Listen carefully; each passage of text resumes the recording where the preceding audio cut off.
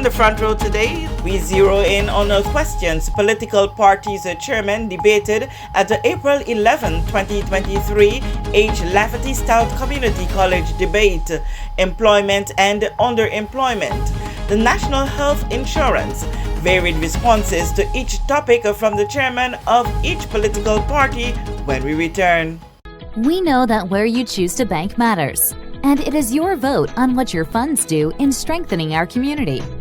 As your official Bank of Paradise, we invest and support the lifeblood of our economy by helping in the realization of personal goals for homeownership, education, and entrepreneurial visions, which support small businesses.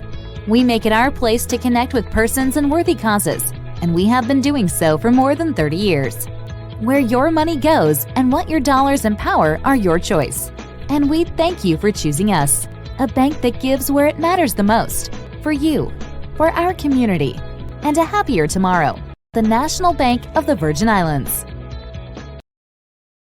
Everyone looks to the future, but no one truly knows what the future holds.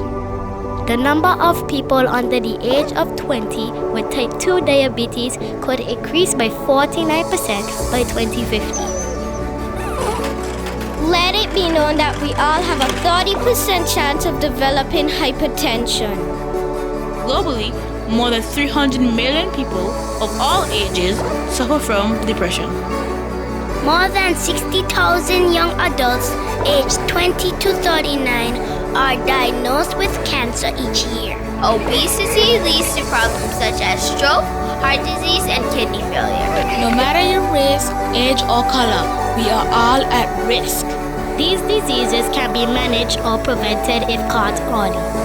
But with the right medicine and the right doctors to keep us on a path to live a robust and healthy life, we will live well.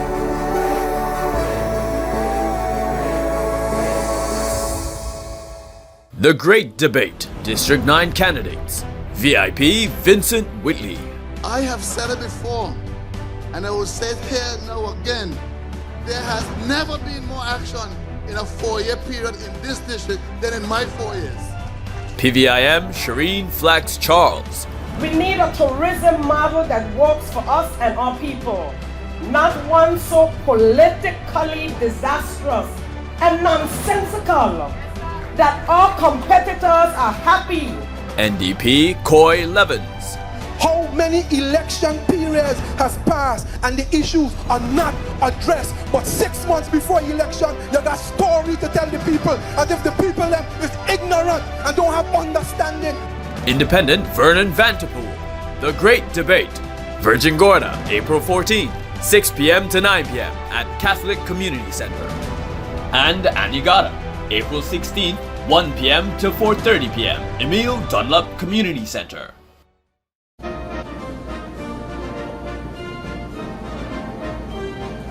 Opiate.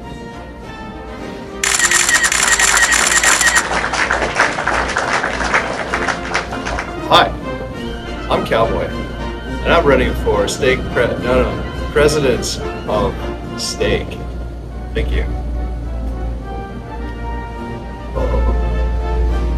And I will meet your needs.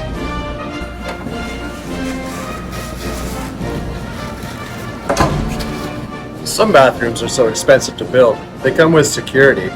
But at Staycation Butchers, our meats are affordable.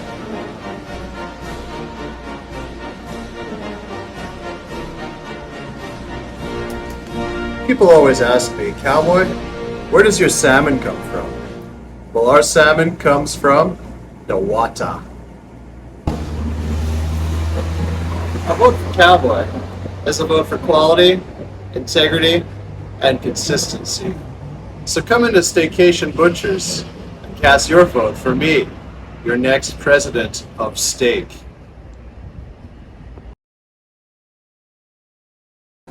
Alexandra Durant approves this message. No, I don't. Welcome back for the news in detail. Dr. the Honorable Natalia D. Whitley, chairman of the Virgin Islands Party, VIP, Honorable Julian Fraser, RA, Chairman of Progressives United, PU, Honorable Marlon A. Penn, Chairman of the National Democratic Party, NDP, and Ronnie W. Skelton, Chairman of Progressives Virgin Islands Movement, PVIM, all participated in the H. Lafferty Stout Community College Political Parties Chairman debate when they each had their say about the national health insurance, with differing opinions and direct shots fired at past and present administrations. It's the problem with the NHI now, and before I go to the problem, the government, we were supposed to do some tweaking to the NHI because one of the things the study came up with is that a lot of diseases that are happening in the country was through the mouth. So everyone was encouraged to go to the dentist, get their first thing, some people for the first time in their lives. So that was done. That system was supposed to take about 2 years, which it did, and then we were fired. The new government came in, and they didn't tweak the system, and I understand there are some reports on the desk of the NHI to tweak the system. When we get there, we will look at them and see how the system can be tweaked. Unfortunately, though, NHI has not lived up to the expectations of myself and many others, because there are several things that NHI doesn't cover, they don't do. And a lot of people are hanging, and that's sad. For instance, a person needing a transfusion, whether it's bone marrow transfusion or blood transfusion, they don't do transfusions, period. So what are you supposed to do? Go out on the street and beg, but you're too sick to beg. So who takes care of people like that? And the government, NHI has become the primary health service carrier. No one has other insurances. So those are mistakes that are in the system that needs to be fixed. I don't know. My colleague said that the government that followed was supposed to fix them. I don't know why they weren't fixed. I would imagine that if reports were delivered to NHI and they didn't implement it, that's on them, but we need to fix it. It has to get fixed. Now, I can recall going to St. Thomas for medical treatment. This is in the early stages of NHI, and there was no problem. I got the services I need. I go back there a year ago, and they tell me we don't take NHI anymore. There's too much hassle for us to get a reimbursement. I came back, I told NHI, they said they don't recall. Well, what can I do? I will have to pay that money myself.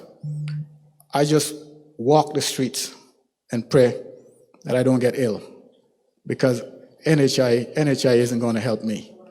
It's very good, I could tell you, it's very good for prescription medicine. There are some reports that have been done, particularly on the NHI, and some of the challenges with NHI.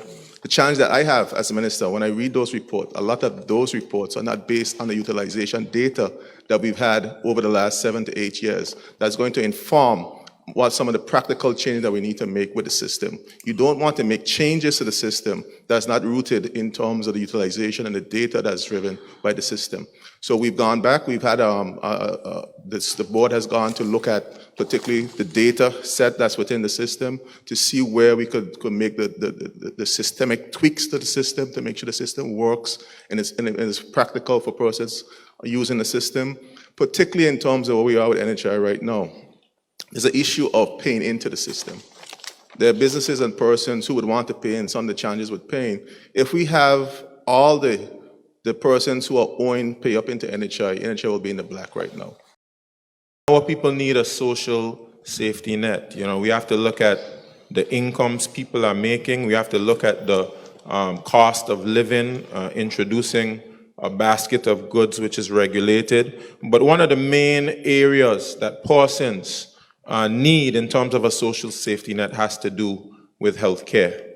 Now, the NHI scheme came around somewhere around 2016, and I went on record saying, go back to the drawing board. What you have presented now, you will have challenges with it. And it wasn't just me speaking about that. There were several other persons in the society who were warning the government at the time that this was not the way to go.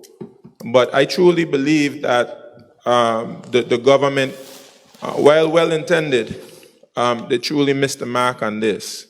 And I don't think either that they will be the ones to be able to reform the system because they helped to create the problem in the first place. So this system needs more than just a tweak. Let's just not fool ourselves. The NHI needs more than just a tweak. Over the pandemic period, I believe this money that they say was wasted, about $11 million or so went into the NHI from the Social Security grant. Just last year, we had to allocate a further $10 million to the NHI on top of the $43 million that we gave them before. Did I get it? NHI is in the hole perhaps $15 to $20 million. NHI is failing. It needs more than a tweak. One of the biggest challenges you have with the NHI is, of course, most of the money from the NHI is going towards private healthcare providers. We built a huge hospital, very expensive to operate. The NHI was supposed to be able to go to funding that hospital, but most of that money is going into private healthcare providers, and I have no challenge with private healthcare providers. But what I would have suggested is we come up with a system that would have allowed persons who can afford it to be able to keep their private health insurance. Nonetheless, they agreed that the national health insurance has its good. But it's important for us to understand, as a society that we have developed here, to have your citizens or your neighbors and stuff, to have no resources to access healthcare, and healthcare is becoming a human right issue. It is a wrong thing to believe that we can allow our neighbors to just pass away with their illnesses and don't do anything to help our neighbors. That is wrong.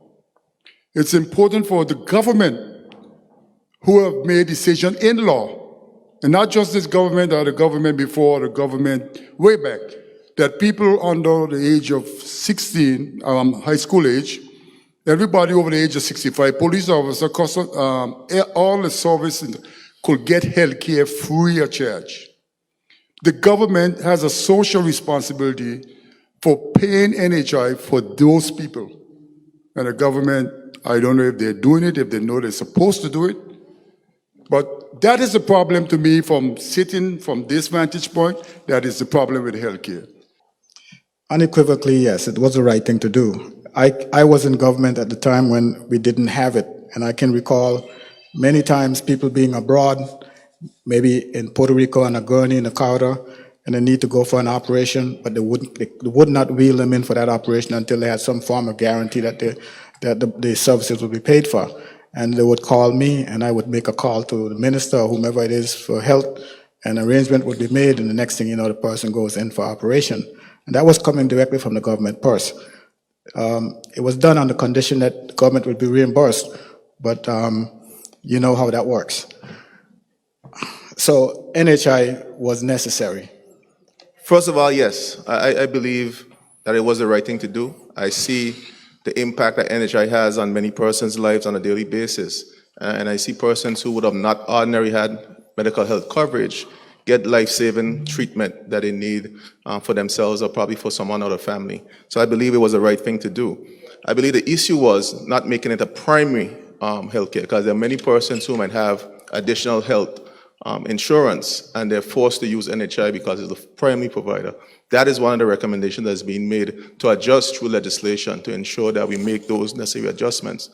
The National Health Insurance came into effect in 2016 under the National Democratic Party, with Dr. D. Orlando Smith as the Premier and Ronnie W. Skelton, Minister for Health and Social Development.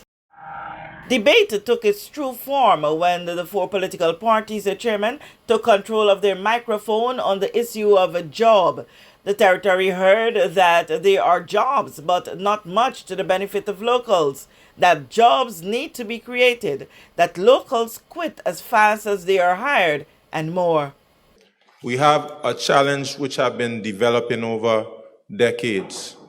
And it has to do with the fact that we haven't given proper attention to things like technical education and making sure our education system in the BVI lines up with our economy. Now, one critical component I think Honorable Fraser and Honorable Penn left out is, yes, you have to produce jobs.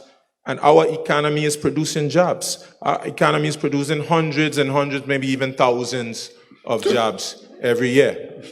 The problem is most of those jobs are going to persons who are on work permit. Okay? And there's a group of students, which is a group of young people which is growing in our society, which do not have access to those jobs. So we must do a better job of preparing those young people who are not getting jobs in the economy right now for the jobs of today. And this institution right here, I have to acknowledge, has done with the support of the government and with the support of private donors like Unite BVI, has helped the process by implementing things like the Marine Training Program. Because we're the sailing capital of the world, but many of our young men and women are not in the marine industry. So we started a marine training program, and hundreds of young people have gone through that program, and now they're being able to go to places like Naniki and be able to get employment. And I'm told that the people in the private sector, they love the program. What did we do? We did a solar training program because we believe that the green economy is the economy of the future. And we have a plan to put a solar panel on every roof, and we're going to need people to be able to do that work. But if we want the young people to be able to participate meaningfully in that type of activity, they have to be trained. And that's why we started that solar training program. Unemployment is directly pegged to the performance of the economy. We have to, first of all, focus on economic development. One of the areas that we have to focus specifically on is the issue of job creation. We look at the infrastructural woes of this territory, particularly from water, roads, sewage, and all the list goes on in terms of the infrastructural challenges. That is why we had the RDA developed to deal with the recovery and development of this territory. We had a farm structure in place to drive economic development, but also to make sure that we create jobs and opportunity for persons within the territory. We missed an opportunity, and I agree with my honorable colleague, to secure the guarantees, which will come in handy right now in terms of the recovery and development of this country. We now need to move past that and have an adult conversation with the United Kingdom to secure the necessary financing necessary to move on with the redevelopment of our country. We have had a good program in place, the YES program, Youth Employment Services, that work to develop individuals within our society, particularly our unemployed youths, give them the necessary training and give them the tools to be able to be contributing citizens within the economy. We have to get back to a structured approach to training and development of our employees.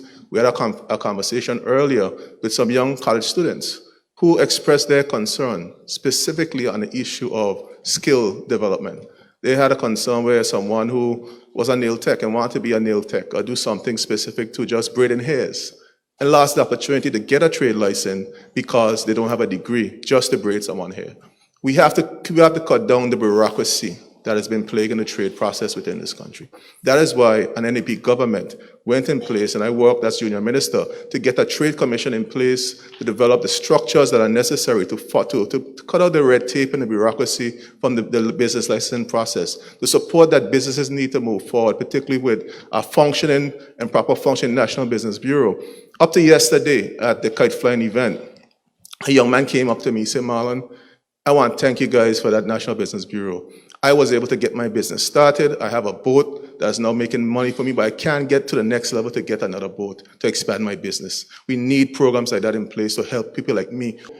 It is true that, there's a lot of people out there hurting. The social ills, when I ran the last time, I told people from my platform that the social ills of this country, if we don't address the social ills, we're going to destroy our country.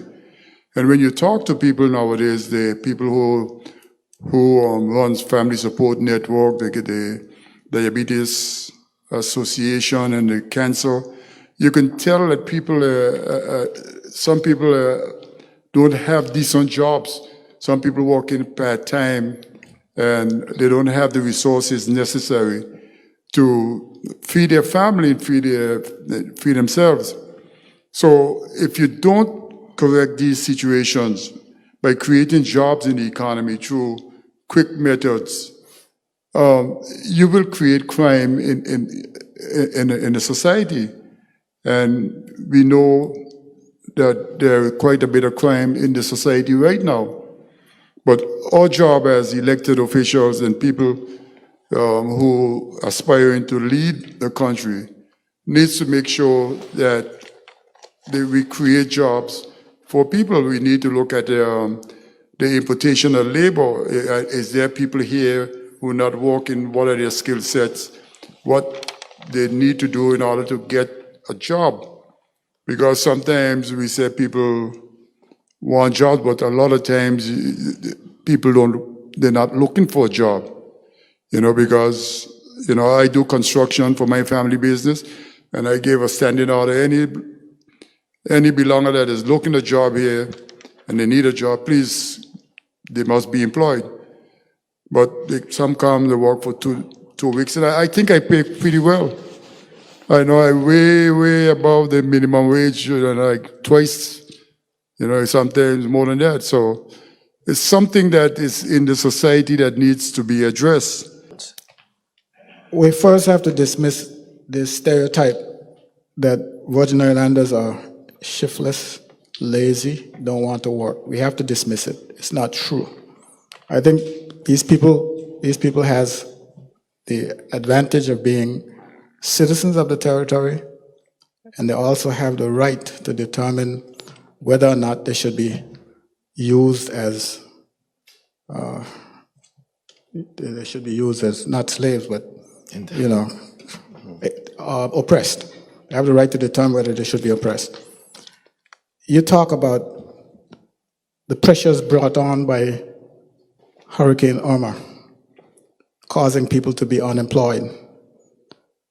Well, I just told you earlier, and I will repeat it, that we need to rebuild this territory to its pre-Irma stages. And that will have a lot of work for people to do. You grow the economy. That stops people from being unemployed. It gives them work to do.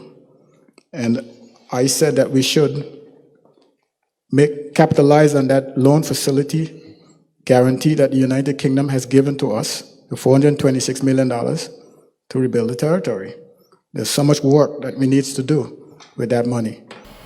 They all agreed on one thing, that poverty lends to escalation of crimes, and being unemployed and or underemployed are the root causes. This has been Front Row, top news in the Virgin Islands, as told only by JTV. Remember to continue follow us on our social media platforms and even more on our website, jahphixtelevision.com.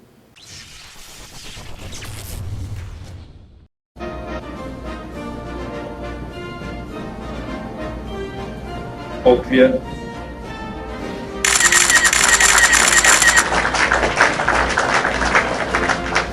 Hi, I'm Cowboy, and I'm running for president of Stake. Thank you. And I will meet your needs.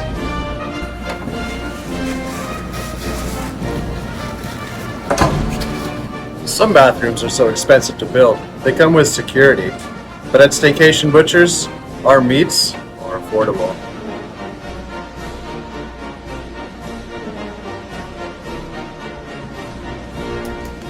People always ask me, Cowboy, where does your salmon come from?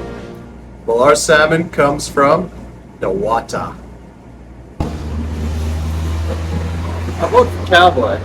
As a vote for quality, integrity, and consistency. So come into Staycation Butchers and cast your vote for me, your next president of Steak.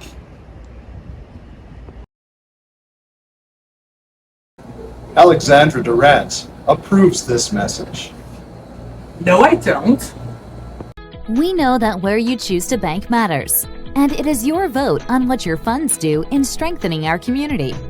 As your official Bank of Paradise, We invest and support the lifeblood of our economy by helping in the realization of personal goals for homeownership, education, and entrepreneurial visions, which support small businesses.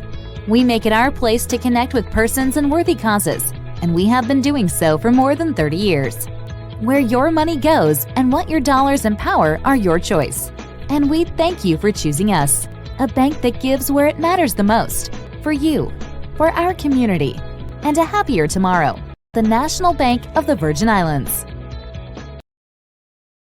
Everyone looks to the future, but no one truly knows what the future holds. The number of people under the age of 20 with type 2 diabetes could increase by 49% by 2050. Let it be known that we all have a 30% chance of developing hypertension. Globally, more than 300 million people of all ages suffer from depression. More than 60,000 young adults aged 20 to 39 are diagnosed with cancer each year. Obesity leads to problems such as stroke, heart disease, and kidney failure.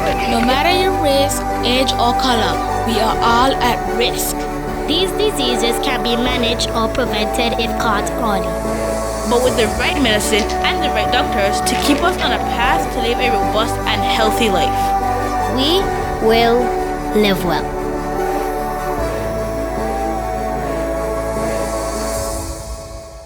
The Great Debate, District 9 candidates. VIP Vincent Whitley. I have said it before, and I will say it here now again. There has never been more action in a 4-year period in this district than in my 4 years. PVIM Shireen Flax Charles. We need a tourism model that works for us and our people, not one so politically disastrous and nonsensical that our competitors are happy. NDP Coy Levins. How many election periods has passed and the issues are not addressed, but 6 months before election you got story to tell the people as if the people is ignorant and don't have understanding. Independent Vernon Vanterpool. The Great Debate, Virgin Gorda, April 14, 6 p.m. to 9 p.m. at Catholic Community Center.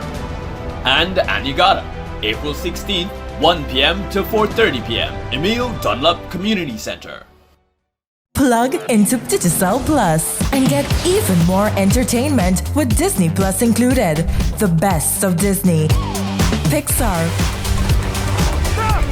Marvel, Star Wars, and National Geographic all in one place. Whenever you want, plug into Plus to enjoy Disney Plus and much more with a home fiber bundle. Sign up today. Digicel Plus.